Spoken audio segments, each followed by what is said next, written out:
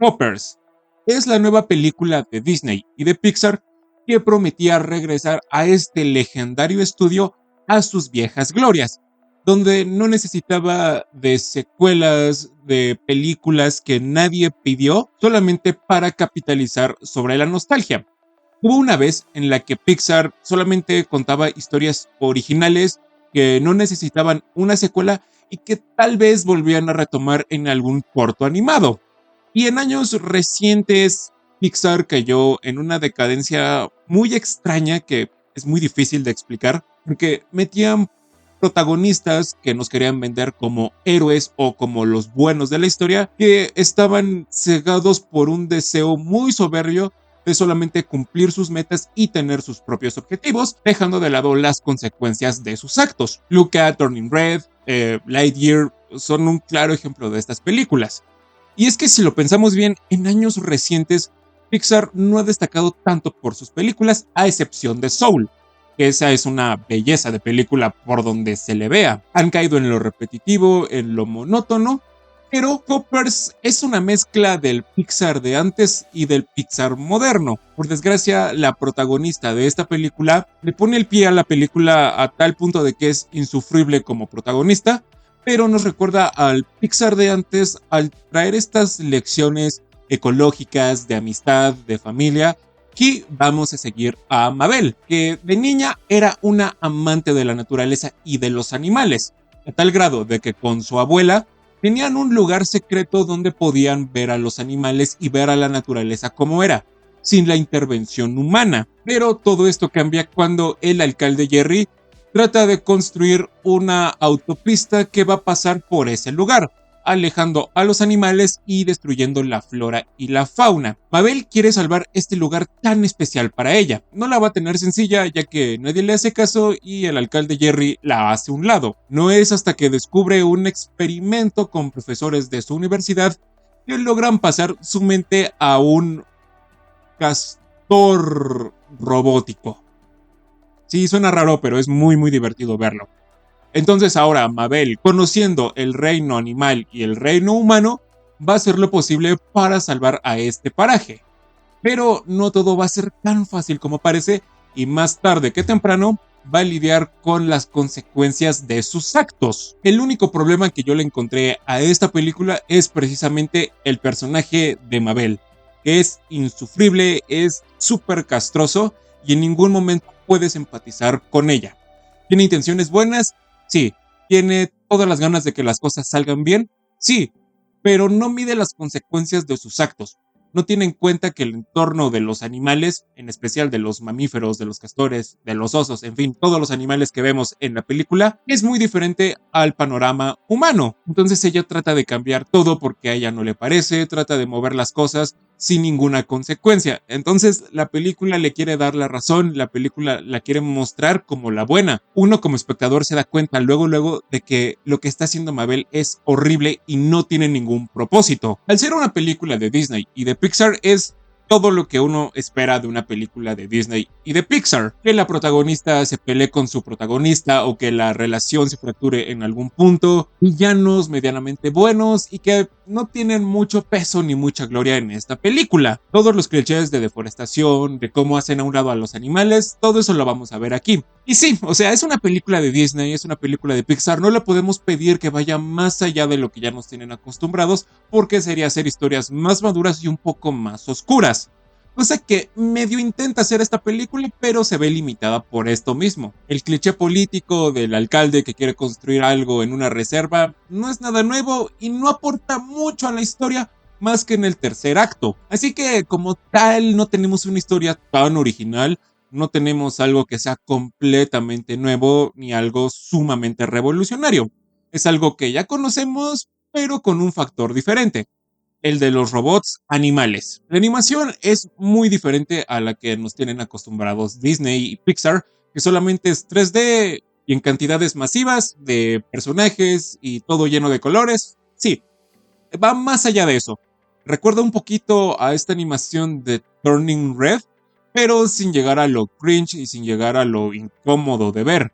Es muy divertido de ver esta película, es muy dinámica, todos los personajes, todos los paisajes se sienten llenos de vida. Cuando vemos a los animales como animales son muy tiernos y sí te dan ganas de abrazarlos, de tener un peluche de esas cosas. No tienen expresiones y son súper chistosos, pero cuando los vemos desde la perspectiva de Mabel es más interesante de verlos porque ya tienen expresiones, son más dinámicos, son muy juguetones y esa ternura que tenían cuando eran completamente inexpresivos ahora es bastante expresiva. Cada animal tiene una personalidad propia que se distingue luego con verlos. El Rey George, Titus, en fin, todos los animales y todos los personajes involucrados, sabemos quiénes son, inmediatamente los vemos. Por muy extraño que parezca, yo compararía esta película con dos franquicias muy grandes, Game of Thrones y Warhammer 40.000.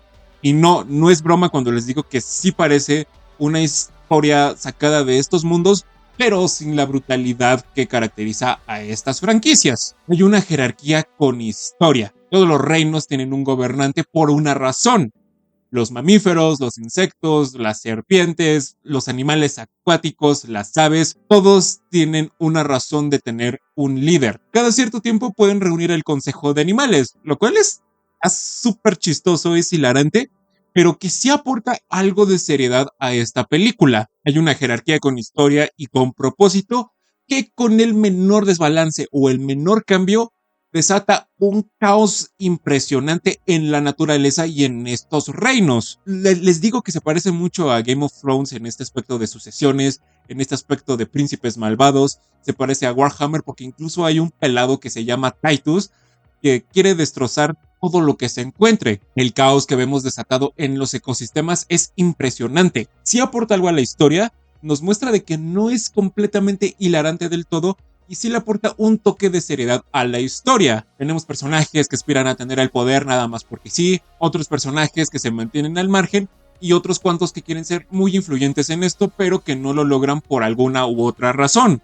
Entonces, esta batalla y estos dilemas de poderes, a pesar de que son graciosos, tienen algo que aportar a la historia y que hace que tomemos más en serio la película. Es muy complicado entender la naturaleza y mucho más complicado explicarlo de una manera que sea sencilla, divertida y que aporte a la película. Y extrañamente Hoppers lo hace muy bien. La película resume y simplifica cosas que son por naturaleza muy complicadas.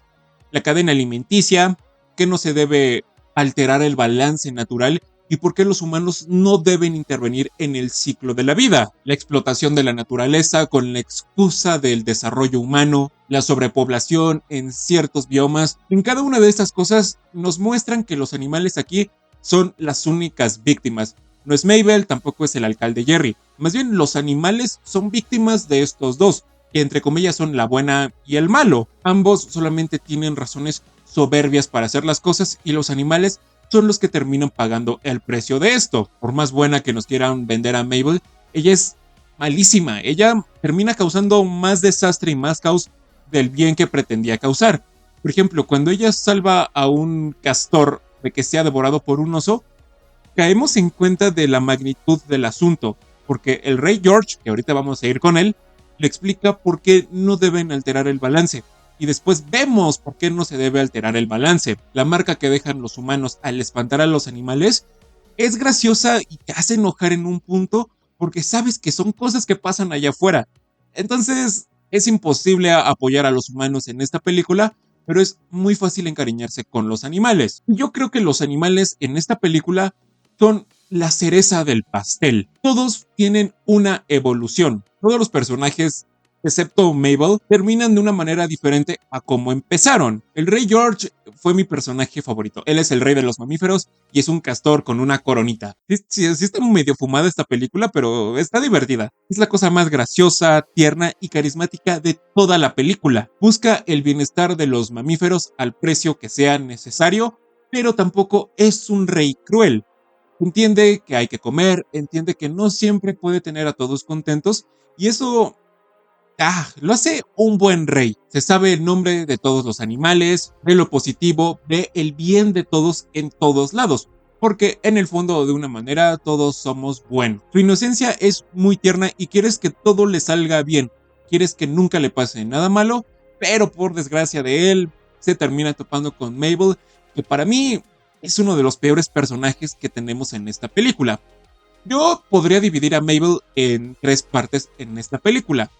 Cuando es niña y su inocencia la lleva a querer salvar a los animales, pero no mide las consecuencias de sus actos. Después tenemos su etapa de humana adulta, de humana grande, donde recae en estas conductas que ya les expliqué, que solamente se tiene que hacer lo que yo digo, y si yo digo que está mal, está mal. No mide las consecuencias de sus actos, actúa de una manera muy impulsiva y no las quieren poner como la buena cuando realmente es la mala en esta película, a tal grado de que llega a traicionar la confianza de las personas cercanas a ella. Y no le importa, que eso es lo peor de todo. Y en la tercera fase en la que yo pondría a Mabel sería cuando se convierte en el castor, que a pesar de que no me gusta el personaje, a pesar de que se me hizo muy irritante, tiene escenas súper divertidas, súper chistosas, que con sus expresiones, su risa, su voz, es imposible no reírse. Se acerca de una manera muy especial con los animales y de una manera especial entiende cómo funciona esto. Aquí le abre los ojos al espectador respecto al mundo animal, pero por desgracia es donde más nos convencemos de que ella es la mala y es un mal personaje en esta película. El alcalde Jerry, sí, es un político genérico que es malo de Malolandia. Excepto en el tercer acto de la película, donde ahí cobra una conciencia y una relevancia que no habíamos visto en la película y que lo desarrolla y lo redime de todos sus crímenes que ha cometido en contra de la naturaleza. Es divertido y es empático en un punto y también se ve envuelto en situaciones muy hilarantes con los animales. La película no divaga en contarnos lo que nos tiene que contar. Va directo al grano. Siempre vamos a entender de una manera muy sencilla cómo funcionan las cosas. El experimento de pasar la mente humana a un robot animalito, cómo funciona la naturaleza, la cadena alimenticia, por qué los animales se pueden rebelar.